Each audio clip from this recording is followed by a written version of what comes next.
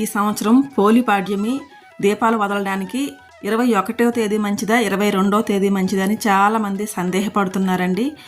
మనకు కార్తీక అమావాస్య నవంబరు 20వ తేదీన వచ్చిందండి. అయితే 21వ తేదీన పాడ్యం వచ్చింది. 21ని వదిలిపెట్టాలండి. కానీ చాలామంది శుక్రవారం కదా వదిలిపెట్టకూడదని అంటున్నారు. కానీ కాదండి, మనము అది ఏ రోజైనా రాని పోలిపాడ్యమి అంటే మనకి కార్తీక అమావాస్య వెళ్ళిన తరువాత రోజు అంటే మార్గశిర మాసంలో వచ్చే మొదటి పాడ్యం రోజునే మనము ఈ దీపాలను వదిలిపెట్టాలండి. అంటే నవంబర్ 21వ తేదీన మనకి పోలిపాడ్యం అండి.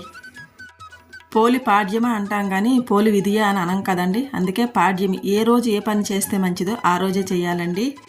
అనవసరమైన అనుమానాలు పెట్టుకోవద్దు.